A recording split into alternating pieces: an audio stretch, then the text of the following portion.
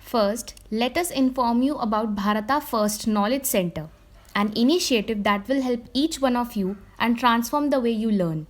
You can go to our website kc.bharatafirst.com for more details.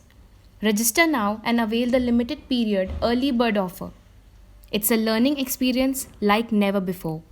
Last year, you wrote an open letter to leaders of Muslim states asking them to unite against Islamophobia, particularly in the West. Why did you feel the need to write that public letter? The problem is there's this big communication gap between the Islamic world and the Western societies. It happened after 9/11, when the word Islamic terrorism came into currency. The moment you say Islamic terrorism, the man in the street in the West thinks that there's something in Islam which leads to terrorism, or Islam causes radicalism. After 9/11, any time some terrorist act went on where a Muslim was involved, the entire 1.3 billion Muslims started becoming targets. Just across your border in Western China, the Chinese government has imprisoned more than 1 million Uyghur Muslims in re-education camps. The Chinese government has tortured Muslims, forcibly sterilized them, and they've destroyed mosques in Xinjiang and also punished Muslims for fasting, praying, even giving Muslim names to their children. Prime Minister, why are you so outspoken about Islamophobia in Europe and the United States, but totally silent about the genocide of Muslims in Western China?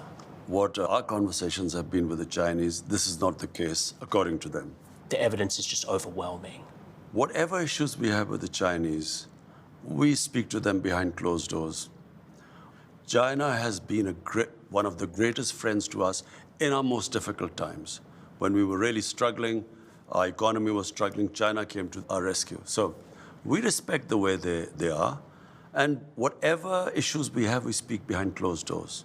How come this is such a big issue in the Western world? Why are the people of Kashmir ignored?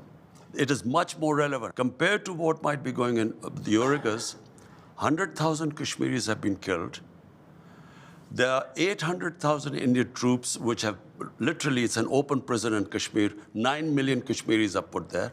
Why is that not an issue? So I think it's hypocrisy. They've been a huge partner to you, China, but on some level, doesn't it make you feel sick to have to be quiet because of all this money they're putting into Pakistan? I look around the world, what's happening in Palestine, Libya, Somalia, Syria, Afghanistan. Am I going to start talking about everything? I concentrate on what is happening on my border, in my country. This is on your border.